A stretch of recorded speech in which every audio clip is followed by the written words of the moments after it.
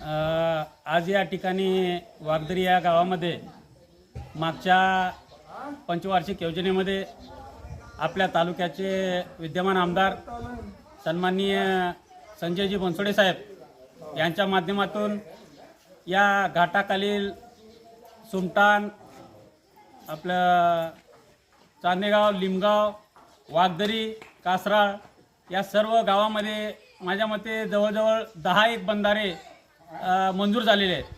आणि त्या बंधारे मंजूर होण्याच्या पाठीमागचा उद्देश शेतकऱ्यांच्या जीवनामध्ये जलक्रांती आणण्यासाठी सन्माननीय माजी मंत्री संजयजी बनसोडे साहेब यांच्या माध्यमातून, यांच्या अथक परिश्रमातून, तालुक्याला जो न्याय देण्याच्या माध्यमातून त्यांनी ही जी ग्रामीण भागामध्ये जी विकासाची गंगा आणली, त्या गंगेच्या माध्यमातून आम्हाला हे जे पाटबंधारे मिळाले आणि या पाटबंधाऱ्याच्या माध्यमातून आमच्या गावामध्ये बरंच म्हणजे पाणी थांबून शेतकऱ्यांच्या जीवनामध्ये पाण्याची क्रांती होण्याचा हा योग आहे.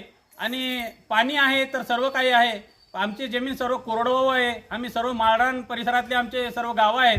तर आम्ही पाण्याविना आजपर्यंत आमचा विकास खुंटलेला आहे.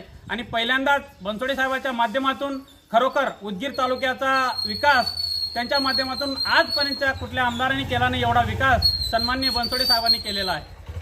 आणि त्या सर्व विकासाला सर्व तालुक्यातील जनतेने त्यांना भरभरून असं यश दिलं. आणि त्या यशासारखं काम बनसोडे साहेबांनी उदगीरला भरभरून असा निधी दिला. आणि त्या निधीच्या माध्यमातून उदगीर तालुक्याचा विकास होत आहे.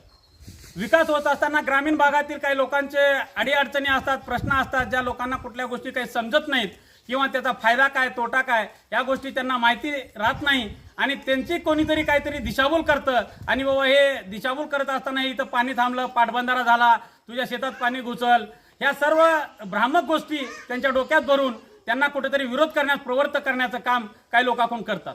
पण खऱ्या अर्थानं जे शासन जे बंधारे मंजूर करतं त्याचा पूर्ण पाठपुरावा, त्याचा पूर्ण नकाशा असतो.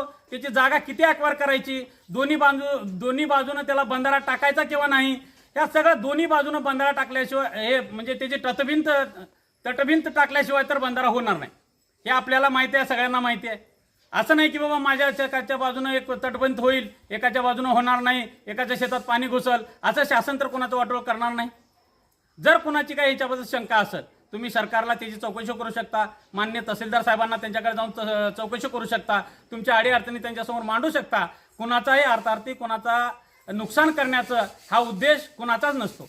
त्या पाटबंधाऱ्याच्या माध्यमातून पाणी थांबावं, गावामध्ये पाणी जिरावं आणि गावातील पाण्याची पातळी वाढावी, हा त्याच्या पाठीमागचा उद्देश आहे.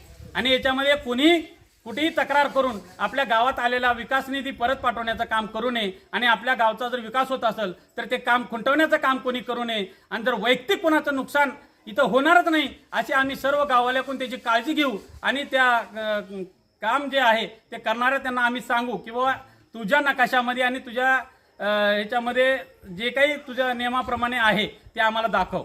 आणि तू काम का करणार आहेस ते आम्हाला सांग, जे की आमचं वाट बुजणार नाही, आमच्या शेतामध्ये पाणी घुसणार नाही. हे तर जेव्हा तटभिंती जेव्हा लागतात तेव्हा दोन्ही साईडचं पाणी अडतं आणि कुणाच्याही शेतामध्ये पाणी घुसत नाही. जर त्या नदीला, त्या पुलाला जर कुठलीच तटभिंत नसेल तर ते पाणी सैरावैरा कुणाच्याही शेतात जाऊ शकतं. पण बंधारा करत असताना दोन्ही बाजूला त्याच्या तटभिंती असतात. एक बंधारा आमचा यापूर्वी झालेला आहे आणि तिथं व्यवस्थित म्हणजे जेव्हा आपण गेट बंद पाण्याचं जेव्हा हे टाकू तेव्हा तिथं पाणी थांबणार आहे आणि तिथल्या शेतकऱ्याला, आजूबाजूच्या शेतकऱ्याला त्याचा भरपूर असा फायदा होणार आहे. तर माझी सर्व गावांना, सर्व ग्रामस्थांना विनंती आहे, खरोखर आपल्या गावचा विकास होत असताना तुम्ही सगळ्या गोष्टी ध्यानात घेऊन व्यवस्थित असे शांत मनाने त्याचा विचार करून कुणाच्याच भूलतापाला बळी न पडता आपला स्वतःचा विकास खुंटून घेऊ नका, ही सर्वांना विनंती करतो. व गावातल्या विकास कामाला अडचण आणू नका. अन्यथा जर कोणी या गोष्टीमध्ये जर इंटरफेअर करून अडचण आणत असेल तर आम्ही प्रशासनाकडे त्याची मागणी करू, तहसीलदार साहेबाला त्याचा अर्ज देऊ आणि आम्ही पोलीस स्टेशनला पण कळू की बाबा याच्यात कुणाचं नुकसान होत असेल तर आम्हाला हे करायचं नाही. पण प्रत्यक्ष याच्यात कुणाचंही नुकसान नाही. शासन काम करत असताना शेतकऱ्यांच्या सर्व बाबी लक्षात घेऊन हे काम करत असतंय. तर मी ग्रामस्थांना विनंती करतो, कुणी याच्यात आडवाआडवी करायचा प्रयत्न करू नका. जर कोणी आडवाआडवी करायचा प्रयत्न केला तर माझ्या गावल्याला विकास निधी मी परत जाऊ देणार नाही.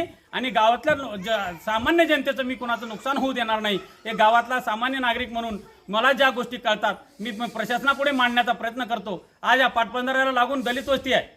दलित वस्तीचा पाण्याचा प्रश्न मिटणार आहे. जनावरांचा, गुरांचा पाण्याचा प्रश्न मिटणार आहे. आज आजपर्यंत आमच्या या डोंगराळ भागामध्ये पाण्याच्या माध्यमातून तळे किंवा या गोष्टी झाल्याच नाहीत. आज पहिल्यांदा हे 2 पाटबंधारे आले आहेत. या पाटबंधाऱ्याच्या माध्यमातून आमच्या गावचा चांगला विकास होणार आहे आणि पाण्याची जलक्रांती होणार आहे.